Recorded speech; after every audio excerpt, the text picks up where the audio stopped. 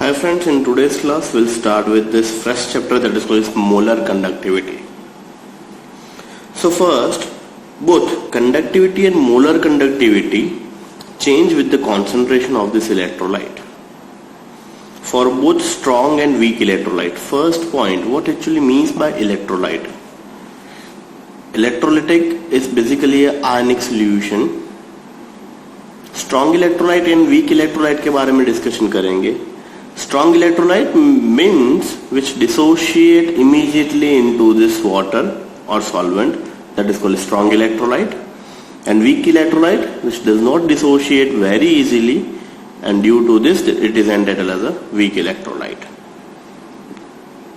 So for the both strong and weak electrolyte, the conductivity is always decreases with dilution.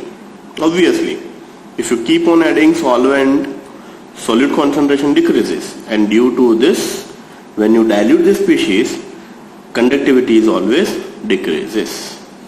This is because conductivity is a conductance of unit volume of an electrolyte of a solution. As dilution increases, the number of ions per unit volume decreases, hence conductivity decreases. अब simple सा example discussion करते हैं. Let's take example. If I have 1 gram species present into 100 ml of water. अब मैं dilution कर रहा हूं. Dilution का मतलब ये जो 100 ml सॉल्यूशन है उसमें से 10 ml सॉल्यूशन फ्रेश नए बीकर में ले रहा हूं. And once again I diluted by means of distilled water to mark with 100. Once again I repeat my word. सबसे पहले मैंने क्या किया, 1 ग्राम इलेक्ट्रोलाइट लिया और 100 ग्राम वाटर के अंदर उसको डिसॉल्व कर लिया. नाउ ये 100 ml में से 10 ml एक फ्रेशली प्रिपेयर्ड बीकर के अंदर मैंने लिया और उसके अंदर फिर से पानी डाल के उसको डाइल्यूट किया till 100 ml. So this is called dilution. So dilution करने से क्या हुआ, सबसे पहले 1 ग्राम 100 ml में प्रेजेंट था.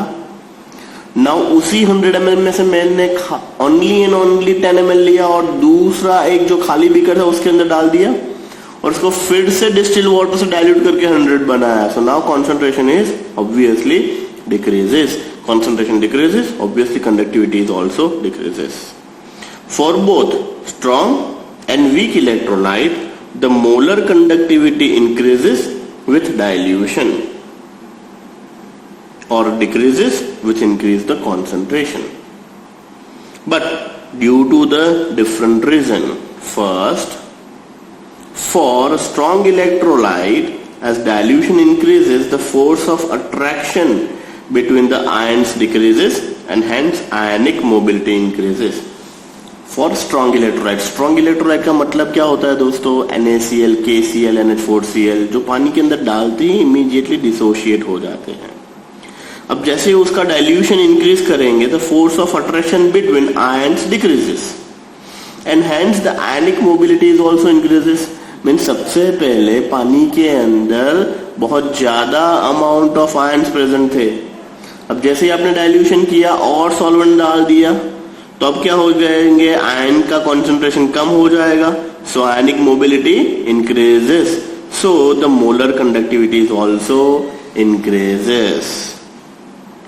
When dilution reaches to this maximum or the concentration approaches to the zero, the molar conductivity becomes maximum and it is also called limiting molar conductivity. अब इसका मतलब क्या हुआ समझिए. आप dilution 1 time dilution, 2 time dilution, 3 time dilution करते जाओगे तो बेसिकली होगा कि सॉल्यूट का कॉन्सेंट्रेशन बहुत ही कम होता जाएगा एंड सॉल्वेंट का कॉन्सेंट्रेशन बढ़ता ही जाएगा. एक और एक्सपेरिमेंट करते हैं. Let's take example. 1 gram electrolyte लिया, 1000 ml के अंदर डिसॉल्व किया. उसमें से मैंने ओनली 1 ml लेके फिर से 1000 के अंदर डिसॉल्व किया और उसके अंदर फिर से मैंने 1 ml लेके फिर से 1000 तक डिसॉल्व किया. मींस 3 टाइम 1000 ml का मैंने डाइल्यूशन किया. So it is almost infinite dilution हो गया. Means concentration is approaches to the zero and solvent concentration is really very high.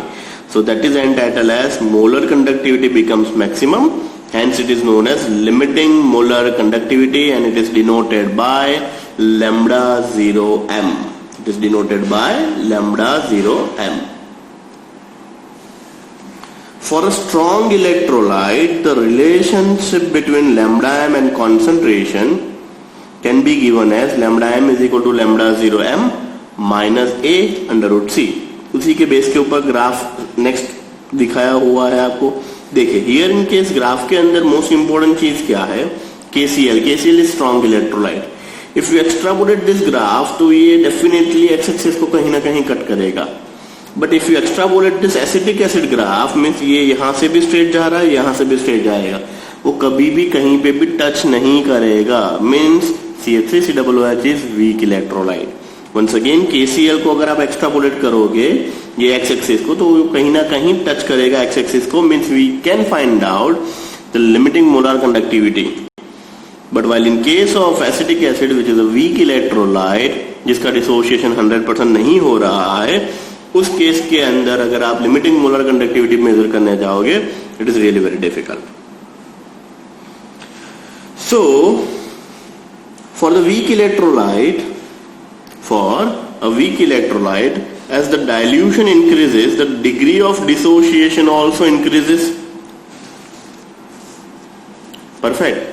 So for a weak electrolyte, as the dilution increases, the degree of dissociation is also increases. 11th standard chapter number 7 याद कीजिए आप लोग. That is alpha.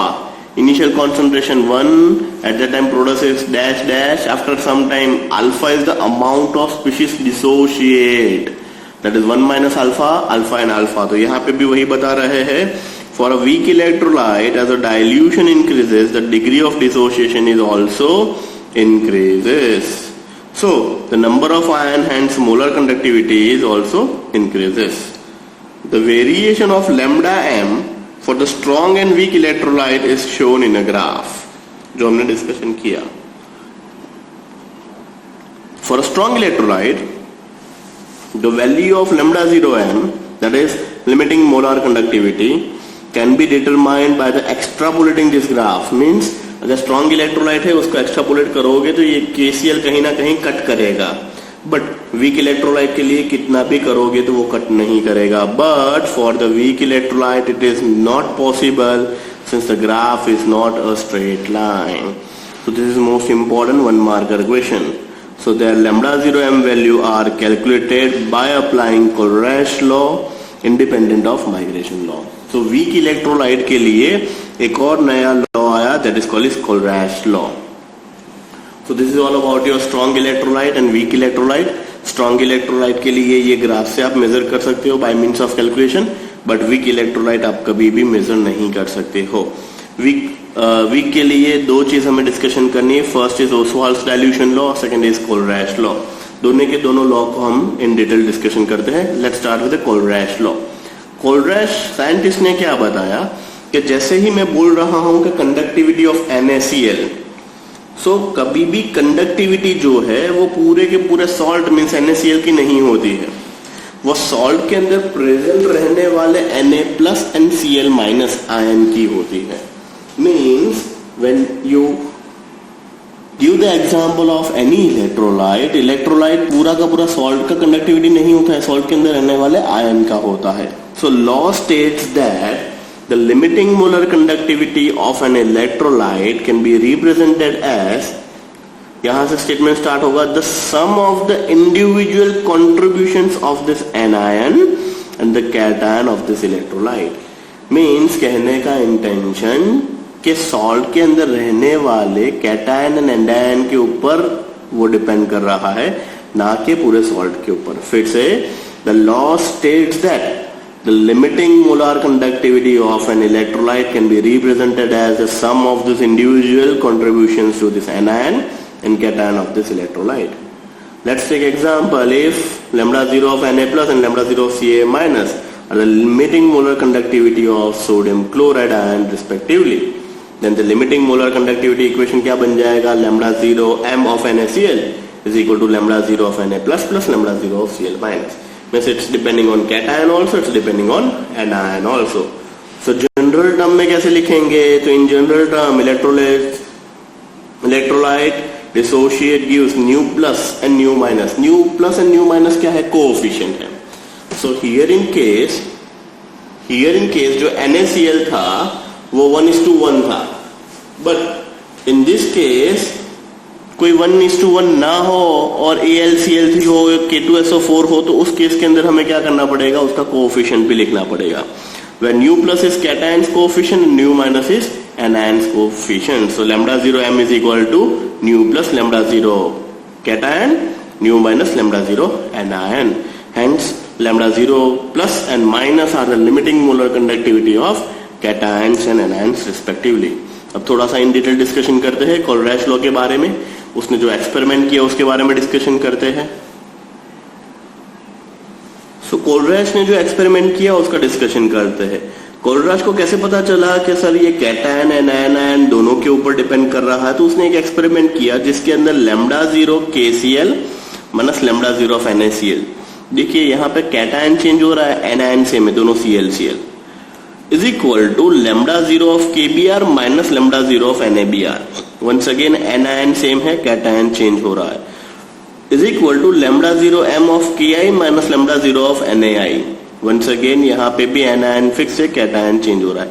अब ये सभी का experiment की value निकाली तो वो अप्रोक्सीमेटली वैल्यू मिली 23.4 siemens centimetre square mole inverse. So here in case it's not all about only cation.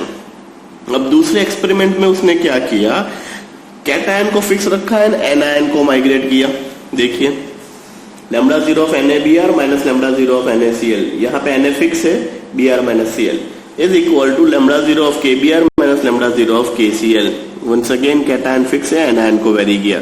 अब इन सभी की वैल्यू उसको मिली 1.8. ये कुछ वैल्यू रट्टा मारने की जरूरत नहीं, this is just for your knowledge.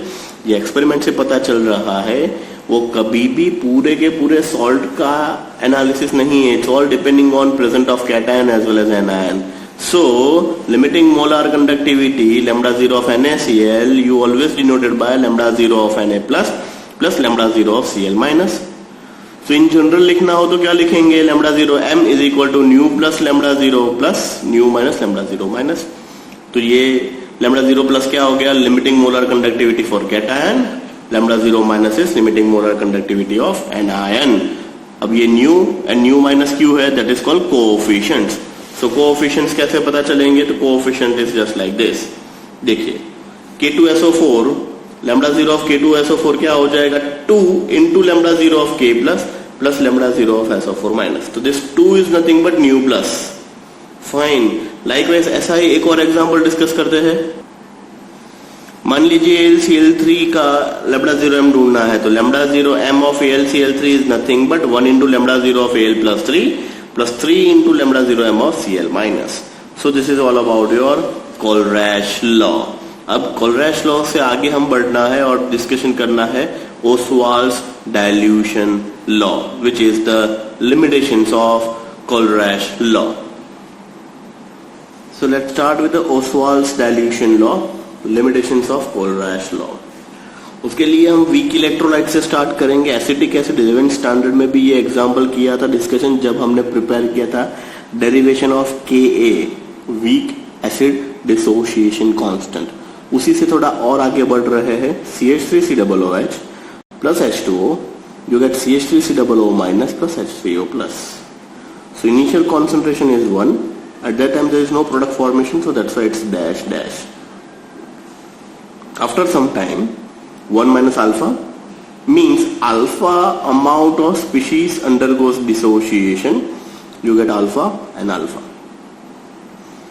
At C time, C into 1 minus alpha, C alpha, C alpha. So what actually means by K? K is nothing but equilibrium constant.